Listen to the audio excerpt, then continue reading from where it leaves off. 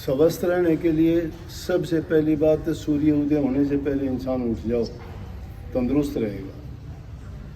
सबसे अच्छा मित्र है इंसान का सुबह उठना। दूसरा मित्र है एक्सरसाइज रोज़ाना करना। ये किसी भी एज में छोड़ने वाली चीज़ नहीं। सबसे जो लाभदायक मित्र है वो है ये। तीसरी चीज़ है कि खाना खाना। सुबह का खाना ज़रूर खाओ, और खाओ भी हेल्दी फूड खाओ, खूब खाओ। सबसे ज़्यादा ही मॉर्निंग में खाना चाहिए, ज़्यादा ज़्यादा खाओ। क्यों खाओ कि रात के 8, 10, 12 घंटे का जो टाइम मिल जाता है शरीर को, तो उसको ज़रूरत होती है खाने की। दोपहर का खाना उससे कम खाओ, और शाम का खाना तो बिल्कुल ही कम कर दो। इंसान तंदुरुस्त रहेगा। नहाना ज़रूर। हम 3 चीज़ मुख्य करके बताया करते हैं कि इस आदमी को 100 काम छोड़ के नहा लेना चाहिए, और 1000 काम छोड़ के आदमी को खाना खा लेना चाहिए, और 1 लाख काम छोड़ के आदमी को प्रभु का नाम लेना चाहिए। 1 लाख काम छोड़ के, क्योंकि सब कुछ उससे हमें मिला है। ये शरीर उसी के द्वारा चालित है।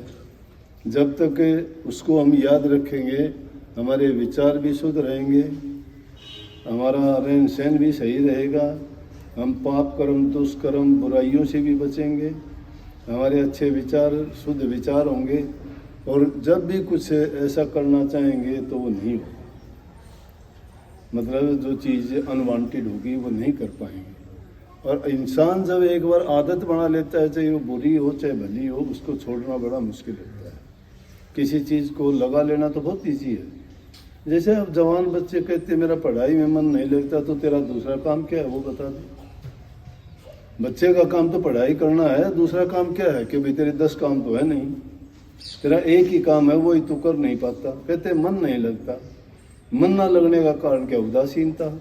उदासीनता के कारण क्या है? ये कारण है रात को 2-2 बजे तक जगते रहते हो, सुबह को उठते नहीं हो, खाने का तुम्हारा टाइम नहीं है, सोने के टाइम तो तुम जागते हो, जागने के टाइम सोते हो, दिन में 10-11 बजे उठते हो, पूरा दिन मुंह फाड़ते रहोगे। सूर्य उदय होने के बाद जो इंसान उठता है ना, पूरा दिन उदासी तोड़ेगा, मिनट मिनट में, चाहे वो कितना भी सो ले। और अगर जल्दी उठ जाता है, चाहे वो 2 घंटे सोया हो, तो भी उसकी तंदुरुस्ती रहेगी।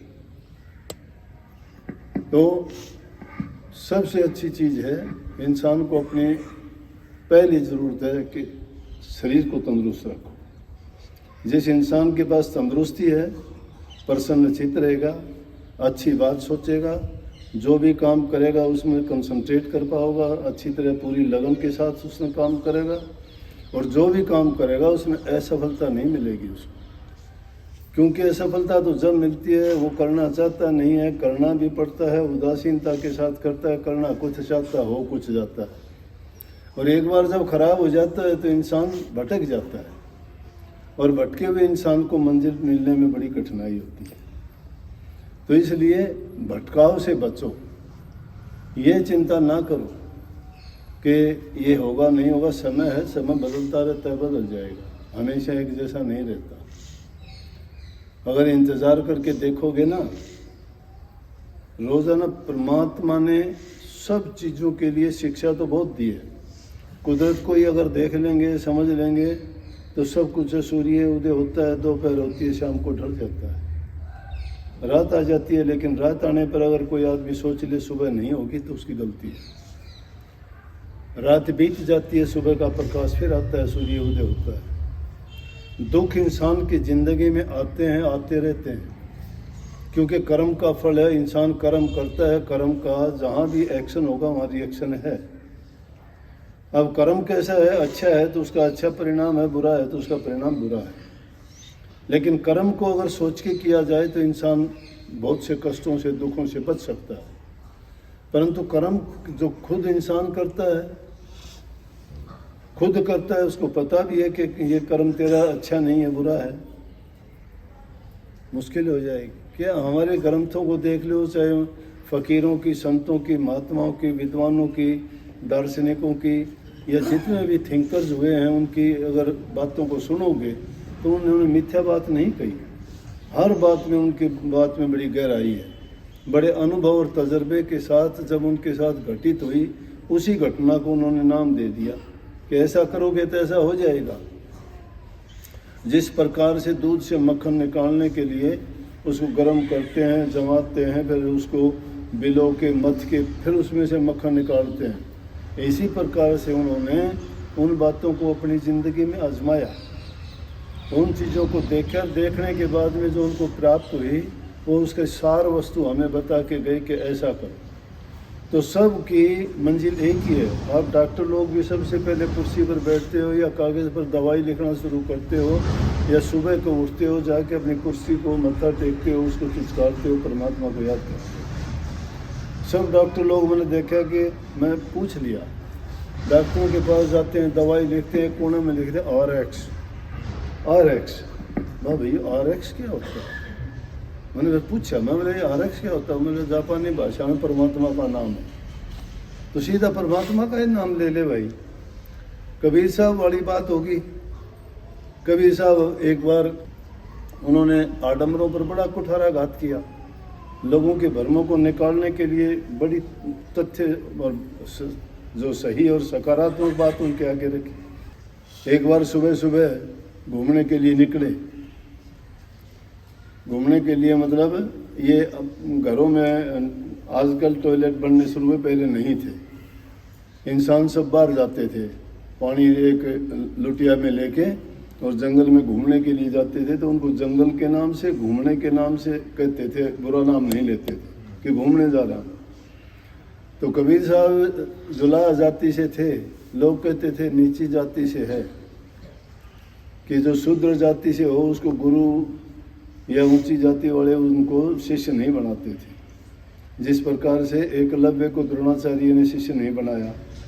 कबीर साहब जुला थे तो उनको भी कहने लगे कि तेरा गुरु नहीं है कोई भी, तू सत्संग मत किया कर, तू ऐसे सत्संग आयोजनों में मत आया कर, तुझे अधिकार नहीं है कि तू लोगों को उपदेश करता है।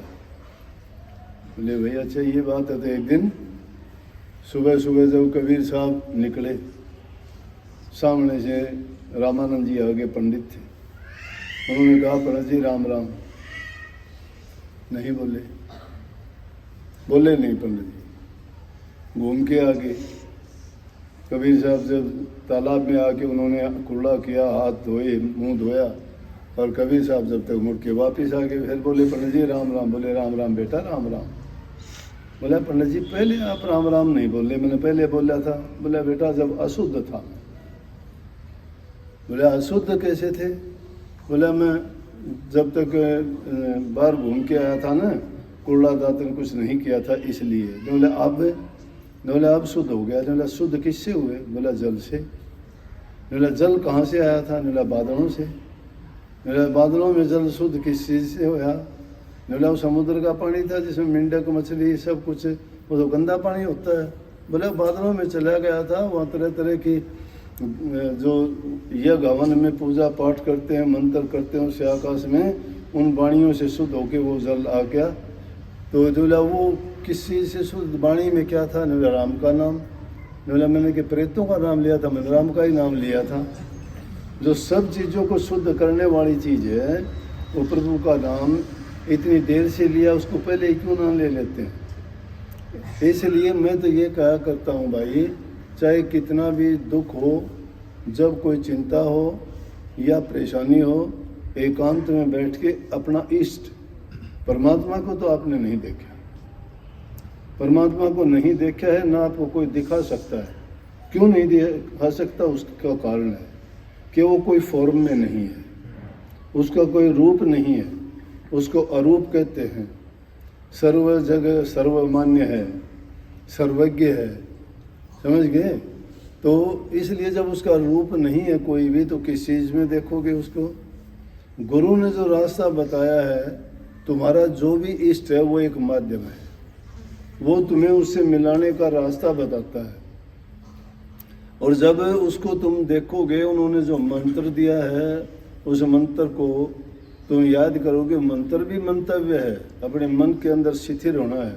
और जहाँ इंसान शिथिर हो जाता है, जो कण कण में मौजूद है वो तुम्हारे मन में ही बैठा है, उसको खोजने की जरूरत नहीं। तुम अपने विचारों का जब मंथन करोगे, चिंतन करोगे, अपने आप के अंदर ही हर बात का सॉल्यूशन, हर समस्या का निदान तुम्हारे पास है। चाहे वो रोग है, तकलीफ है, बीमारी है, परेशानी है, कोई भी चीज़ है, एकांत में बैठ जाते हो, तुम्हारे मन से विचार निकलते रहते हैं, ये करूँ वो करूँ वो करूँ, आखिर फैसला होके उठता है कि नहीं मैं ये करूँगा। क्योंकि जो विचार छोड़ते रहे इस वायुमंडल में दूसरे विचारों से टकराते रहे वो, और जब तुम्हारे विचारों से जो चीज़ ने मेल खाई और जिसमें तुम्हें लगा कि यहाँ मुझे सफलता मिलेगी, उससे वो विचार टकराते ही आपके मन ने भी फैसला कर दिया हाँ यही करना। जब ऐसा करते हो तो तुम्हें उसके करने से शांति नहीं मिलती। लेकिन कई बार हालात विपरीत हो जाते हैं, इंसान विचलित हो जाता है, सही फैसला नहीं कर पाता। लेकिन ऐसे हालात में अपना सब कुछ अपने इष्ट पे छोड़ो और उनकी तरफ से जो तुम्हें प्रेरणा मिलेगी, जो तुम्हारे मन में कोई भी विचार और ख्याल आएगा तो सोच लेना कि उसी मालिक का भेजा हुआ विचार और तुम्हारे उस समस्या का हल है। उसको अपना के अगर उस पर तुम काम करोगे तो तुम्हारा सब का सब वो सोल्व हो जाएगी प्रॉब्लम है। इसलिए लाखों काम छोड़ के भी प्रभु का भजन किया करो, याद किया करो, चिंतन किया करो, सुमन किया करो। ये रोग बीमारी का चिंतन करते हो, कोई एक बीमारी होगी उसको छोड़ते ही नहीं तुम, बीमारी तुम्हें छोड़ दी, तुम नहीं छोड़ते उसको। हाय क्या करूँ, सिर दर्द है, घुटने में दर्द है, पैर में, तुम उसको याद ना करो। तुम्हारे घर में कोई मेहमान आ जाए, डॉक्टर साहब आए, मैं मुंह फेर के बैठ जाऊंगा, कितनी देर बैठेंगे, उठ के चले जाएंगे। अगर इज्जत सम्मान करूंगा, मान दूंगा, आओ बैठो चाय पियो खाना खाओ, क्यों जाएंगे ये। इसलिए वो दर्द बीमारी को तुम ऐसा मेहमान बनाते हो कि बैठ जा, खा पी आराम कर, सोऊं तो सो हैं, चाहे रो चाहे कुछ भी कर, लेकिन मुझे ना बोल। उस दर्द को, बीमारी को, तकलीफ को कभी नहीं बुलाते तुम। वही तुम्हारा राम का नाम है, वही तुम्हारा चिंतन है, वही तुम्हारा जीवन है, वही तुम्हारी सोच है। उस सोच को बदल दो एकदम, उस तरफ ख्याल ही ना करो। ख्याल करोगे वो बढ़ता ही चला जाएगा। रोग बीमारी आदमी को कम होती है। डॉक्टर लोग बैठते हैं कम बेकार कदे, यूं कह दें कि दवाई देते हैं। दवाई किस चीज़ की है बताओ, किसी रोग की तो दवाई है कोई। शरीर 5 तत्व से बना है, किसी भी तत्व की कमजोरी होती है वो आदमी को दुख देगी।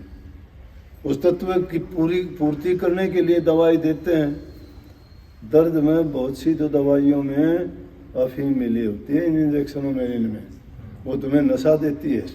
नशे के कारण तुम दर्द महसूस नहीं करते, और उसकी लिमिट बना रखी 6 घंटे की। इसलिए डॉक्टर दवाई देगा, वो तुम्हें कहेगा दिन में 3 बार लेना। ऐसा ही है ना। हाँ, वो नशा जब उतर जाता है फिर दर्द आ जाए तो 5 दिन की दवाई देगा, 5 दिन में असल तो आराम हो जाएगा, ना होगा तो फिर और 5 दिन बढ़ा देगा।